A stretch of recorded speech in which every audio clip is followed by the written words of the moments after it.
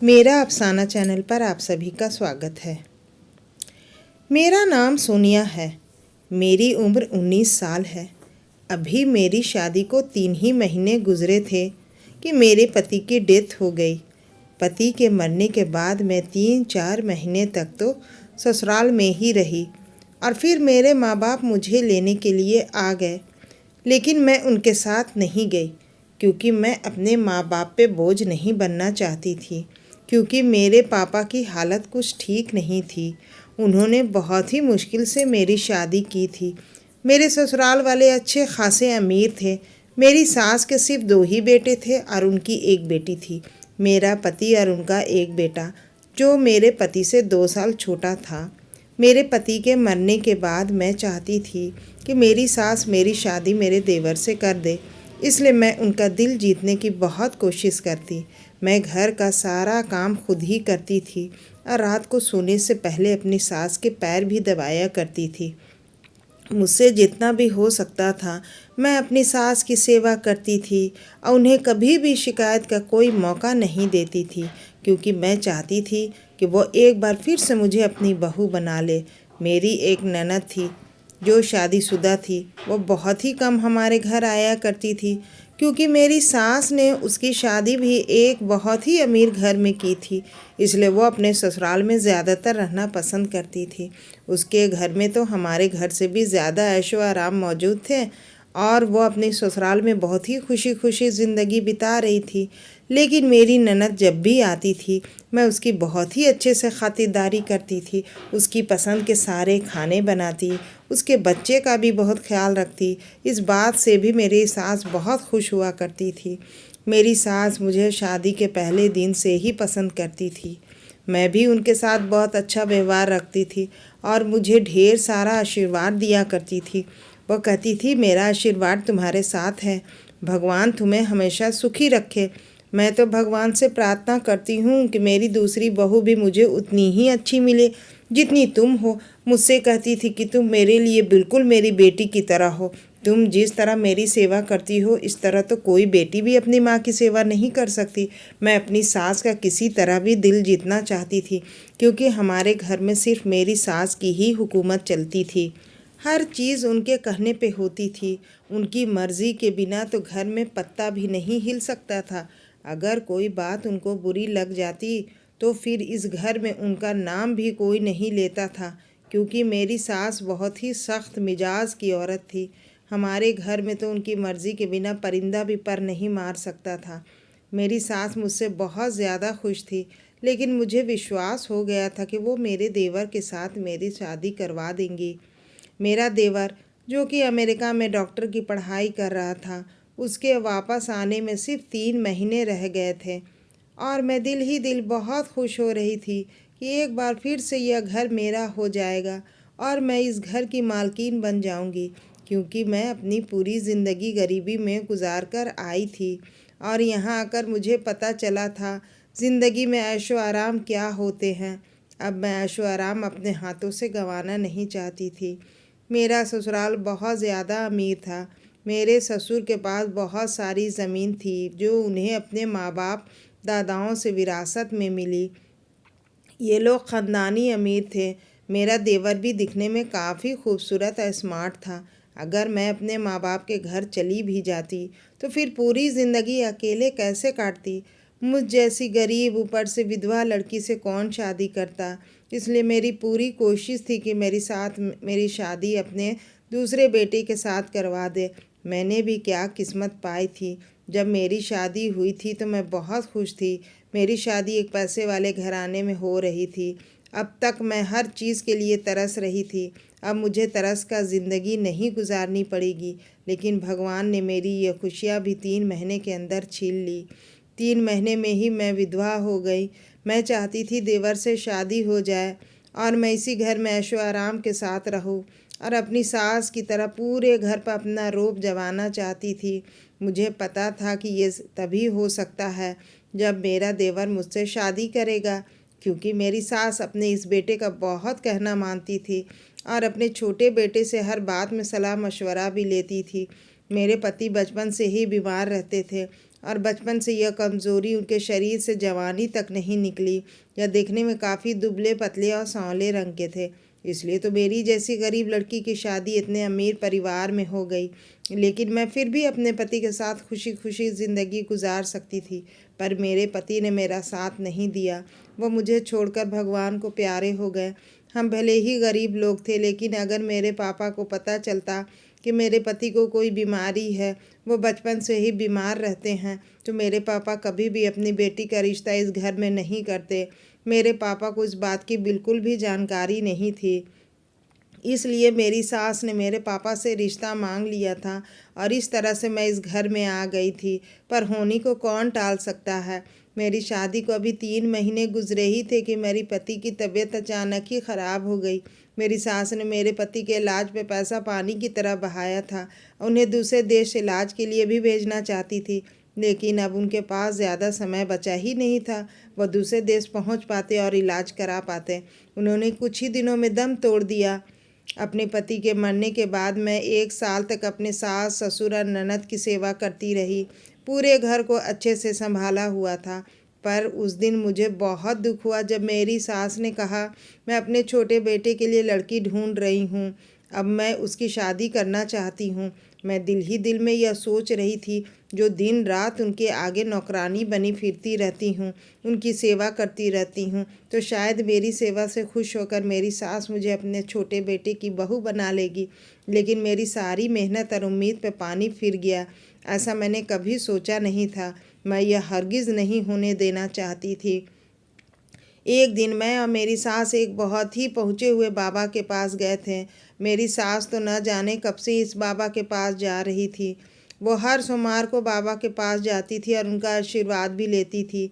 हम जैसे ही वहाँ पहुँचे तो वहाँ पर एक नौजवान लड़की भिखारियों की लाइन में बैठी हुई थी, जो कि अंधी थी। उसे देखकर मेरी सास को शायद उस पर दया आ गई और इसलिए वह उसके पास जाके बैठ गई और उससे पूछने लगी, तुम्हारे साथ कोई हादसा हो गया? तुम यहाँ क्या कर रही हो और तुम कहाँ रहती हो? मेरी सास इस तरह से बातें कर रही थी जैसे वह उसे बहुत पहले से जानती हो। मैं इस बात पे बहुत हैरान हो रही थी कि मेरी सास एक भिखारी के साथ कैसे जाकर बैठ गई और वह उसे किस तरह जानती है। मेरी सास उससे माफ़ी भी मांग रही थी और कह रही थी, बेटा मुझे माफ़ कर दो, तुम मेरे साथ मेरे घर चलो। वह अंधी लड़की बहुत ही गुस्से में लग रही थी। उसने मेरी सास से कहने लगी, मैं आपके साथ हरगिज़ नहीं जाऊंगी। मेरे साथ जो कुछ भी हुआ है वो आपकी वजह से हुआ है और इसके लिए मैं आपको कभी माफ़ नहीं करूंगी। मेरी सास अब रो रो कर उससे माफ़ी मांगे जा रही थी और कह रही थी, जैसा तुम चाहती हो अब बिल्कुल वैसा ही होगा। तुम्हारे दिल की इच्छा, तुम्हारी तमन्ना पूरी हो जाएगी। बस तुम सिर्फ मेरे साथ चलो। मेरी सास उस अंधी भिखारी को अपने घर लेकर आ गई। मैंने जब अपनी सास से यह सवाल किया, मम्मी जी आप उस भिखारिन को अपने साथ क्यों ले आई हो? आखिर यह लड़की है कौन? तो मेरा सास ने मुझे सिर्फ इतना ही बताया, मैं इसकी शादी अपने छोटे बेटे से करूँगी। मेरी सास की यह बात सुनकर मेरे पैरों तले ज़मीन खिसक गई, क्योंकि मैंने जितने भी सपने देखे थे वो सब चकनाचूर होते नज़र आ रहे थे। मेरी सास ने मुझे यह बात बताकर चुप रहने का इशारा कर दिया। अब आगे मुझे कोई सवाल नहीं करना। मुझे अपनी सास की इस बात पे बहुत ज़्यादा हैरत हो रही थी। वो एक अंधी लड़की है जो कि भीख मांग रही थी, अपने डॉक्टर बेटी की शादी कैसे कर सकती है? अब मुझे ये भी लग रहा था कि मेरा देवर तो उसे देखकर उसी वक्त ठुकरा देगा, क्योंकि वो अमेरिका में पढ़ता था और उसकी पसंद भी बहुत हाई फाई होगी। यह भिखारी तो उसकी पसंद बिल्कुल भी नहीं हो सकती। वो एक अंधी भिखारी से शादी कैसे करेगा? मुझे तो अपनी सास की सोच पर हैरत हो रही थी। और फिर कुछ ही दिनों में मेरा देवर वापस आ गया और मेरी सास ने शादी की तैयारी शुरू कर दी। वो अंधी लड़की अब हमारे घर में ही रह रही थी। मेरी सास ने उसे एक अलग कमरा दे रखा था। वो हम लोगों से कम ही बात करती थी, ज़्यादातर अपने कमरे में ही रहती थी। मेरी सास उसके कमरे तक खाना पहुंचा देती थी। मेरी सास ने मेरे देवर को शादी के बारे में बता दिया था। मेरा देवर भी शादी के लिए खुशी खुशी राजी हो गया। मैं हैरान थी, भला संदीप शादी के लिए इतनी जल्दी तैयार कैसे हो सकता है?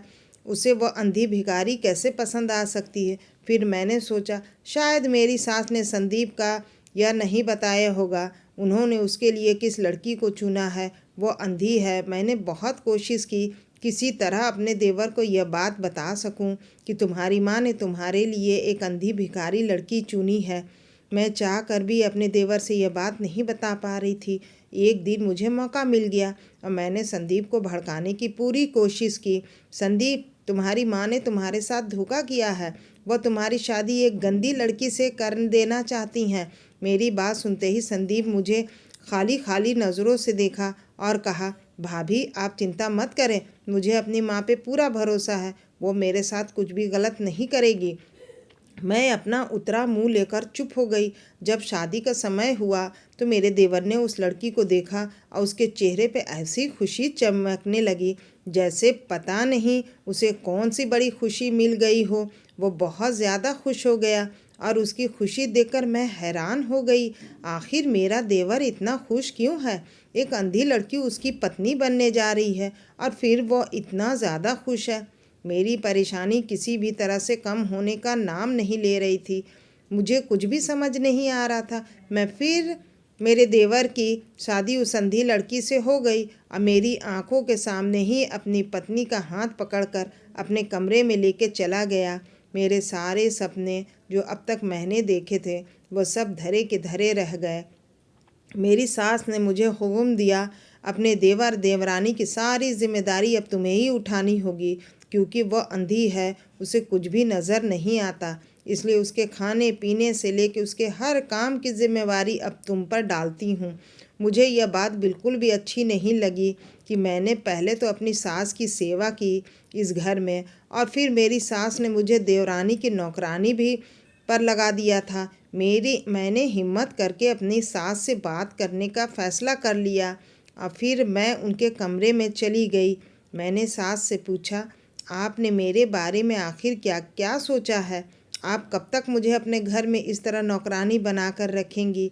पहले तो सिर्फ आप थीं, अब तो आपने एक अंधी लड़की भी मेरे सर पर लाकर बिठा दिया।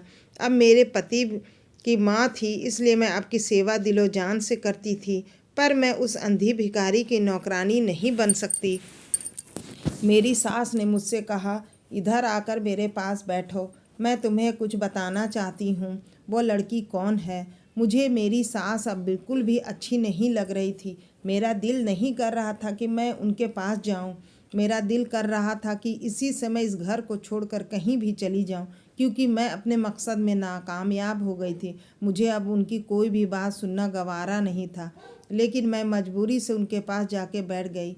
मेरी सास ने मुझे बताया, जब संदीप अमेरिका नहीं गया था तब की बात है। यह लड़की जिसका नाम शिखा है हमारे ही मोहल्ले में रहती थी और संदीप उसको पसंद करता था।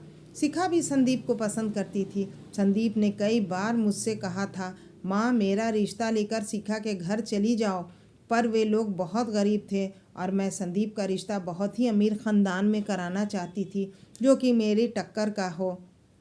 संदीप ने मुझे बहुत बार कहा और समझाया कि इंसान की खुशियों के आगे पैसे का कोई मोल नहीं होता, पर मुझे यह बात समझ में नहीं आती। मैं उस लड़की के माँ बाप के घर गई थी और उनसे कहा था, अपनी बेटी को समझाओ कि मेरे बेटे से दूर रहे, वरना आप लोगों के साथ अच्छा नहीं होगा। मैं जानती हूँ कि आपकी नज़र मेरी दौलत पर है, इसलिए आपने अपनी बेटी को मेरे बेटे को फंसाने के लिए कहा है, पर जैसा आप लोग चाहते हैं वैसा बिल्कुल भी नहीं होगा। मैं ऐसा हरगिज़ होने नहीं दूंगी। शिखा की माँ मुझे रो रो कर कह रही थी, हमने अपनी बेटी को ऐसा कुछ भी नहीं कहा।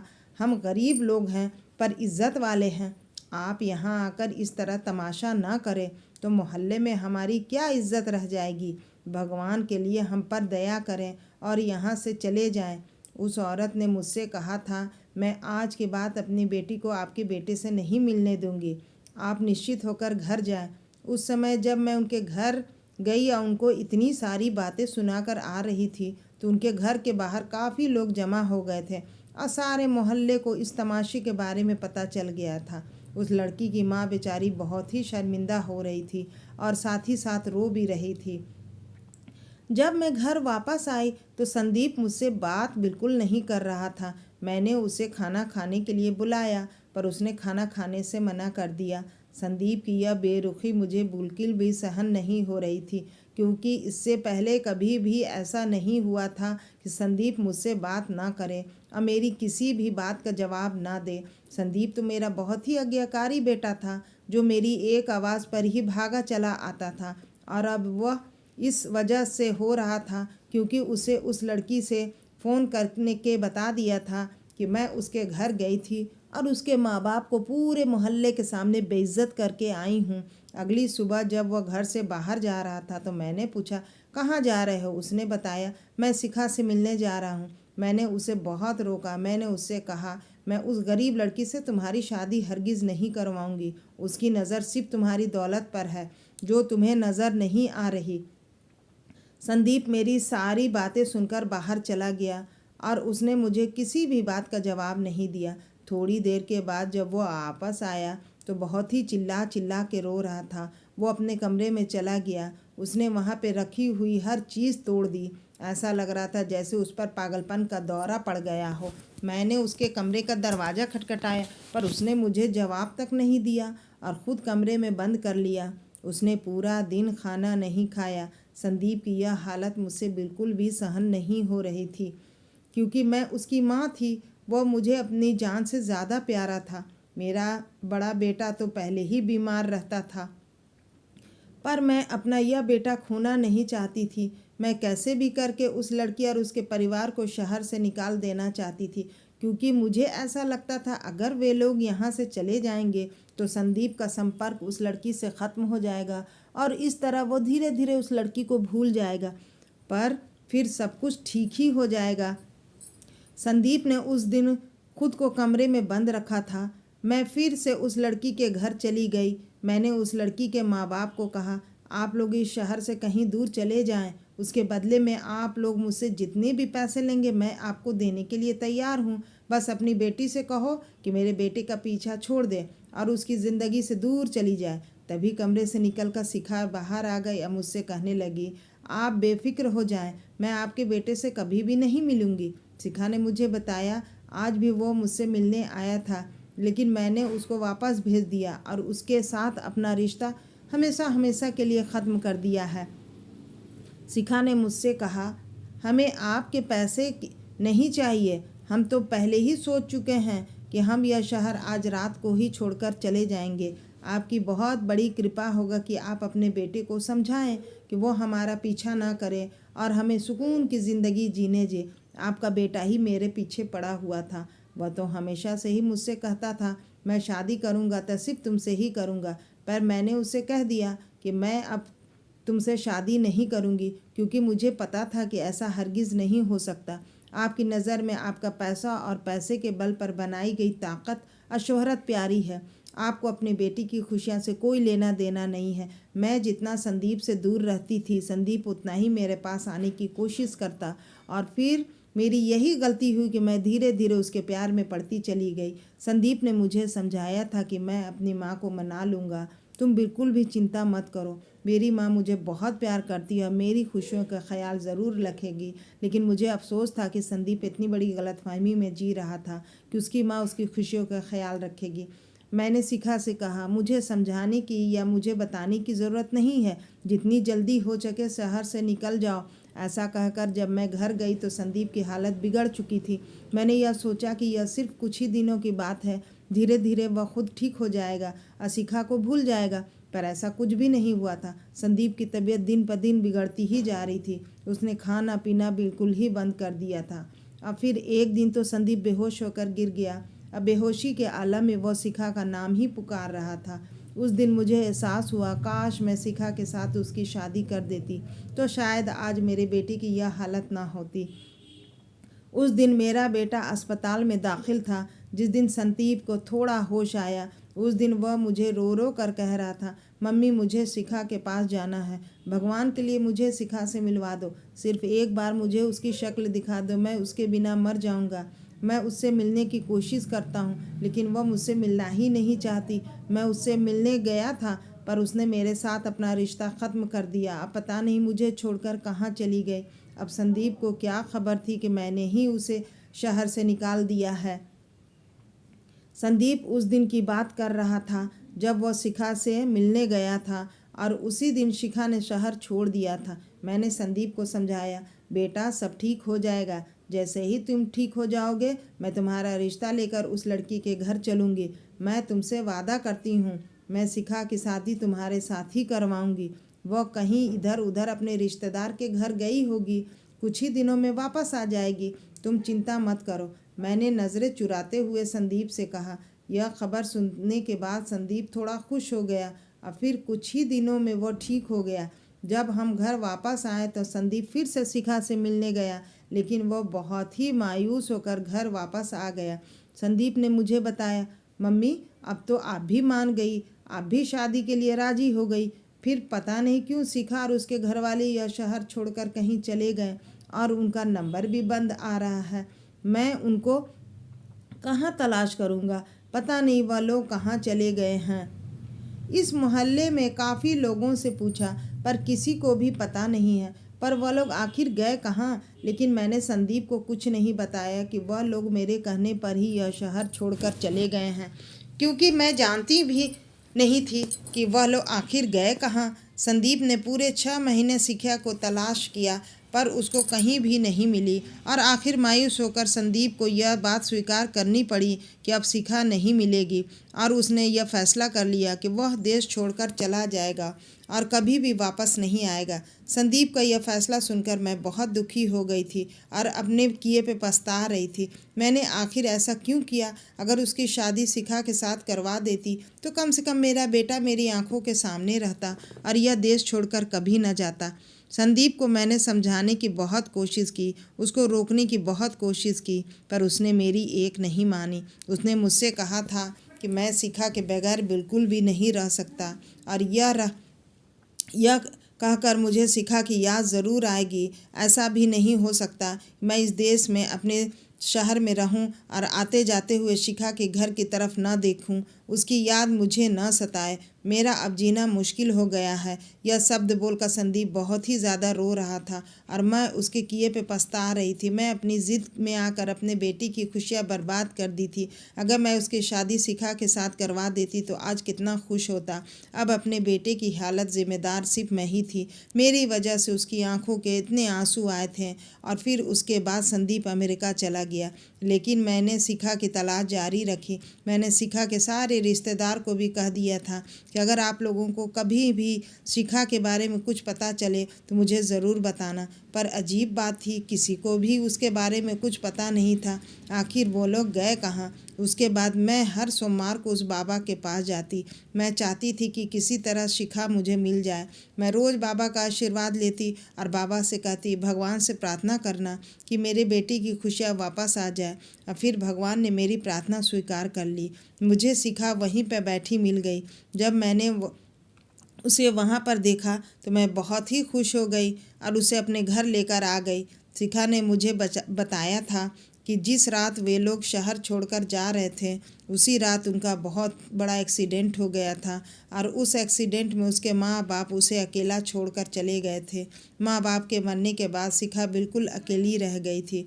उसे उस एक्सीडेंट में अपनी दोनों आंखें खोनी पड़ी। यह बात सुनकर मैं भी बहुत रोने लगी, क्योंकि उसके साथ यह सब कुछ मेरी वजह से हुआ था। मैं उसको इस शहर से छोड़ने के लिए कहती, ना ही इतना बड़ा हादसा उसके साथ होता। अब फिर मैंने फ़ैसला कर लिया, मैं शिखा की शादी संदीप से ज़रूर करवाऊंगी। संदीप जैसे ही वापस आया वो शिखा को देखकर खुश हो गया। संदीप को खुश देखकर मैं भी अब बेफिक्र हो गई, क्योंकि मुझे एक पल के लिए भी अपनी ज़िंदगी में सुकून महसूस नहीं होता था। मेरे पास पैसे की कोई कमी नहीं थी, मेरे पास भगवान का दिया सब कुछ था। लेकिन जब मेरा बेटा ही खुश नहीं रहता तो फिर मैं इस पैसे का क्या करती? और बेटा, मुझे पता है कि तुम्हारे दिल में क्या था, तुम क्या चाहती थी। मैंने भी सोचा था कि अगर मेरे बेटी की ज़िंदगी में शिखा नहीं होती तो मैं तुम्हें संदीप की पत्नी बना देती, लेकिन मैं मजबूर हूँ। मैं वैसा नहीं कर सकती जैसा तुम चाहती हो। तुम मेरी बेटी ही हो। तुमने जिस तरह से मेरी सेवा की है उसका फल तुम्हें भगवान ज़रूर देगा। तुम जैसा चाहोगी अब वैसा ही करूँगी। अगर तुम शादी करना चाहती हो तो मुझे बता दो, मैं तुम्हारे लिए अच्छे से अच्छा रिश्ता देखकर तुम्हारी शादी किसी ऊंचे ख़ानदान में कर दूँगी। लेकिन संदीप की खुशियाँ सिर्फ शिखा के साथ ही है। वो तुम्हारे साथ कभी भी खुशी खुशी ज़िंदगी नहीं गुजार सकता था।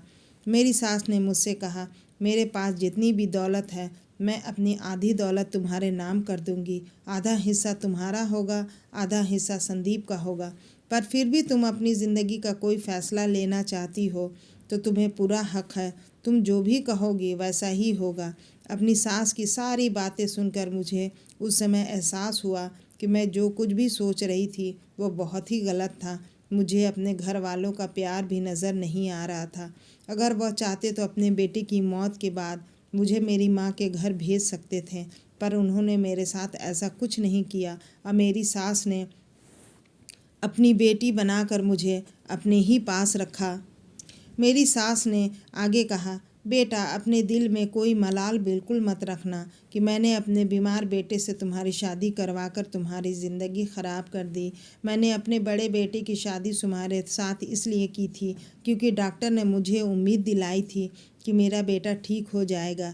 मैंने उसकी शादी इसलिए की थी कि इस तरह उसकी ज़िंदगी में कुछ खुशियाँ आ जाएगी और वह ज़िंदगी की तरफ लौटने लगेगा। उसके अंदर जीने की उमंग जागेगी। लेकिन मुझे क्या पता था उसकी ज़िंदगी बस इतनी ही थी।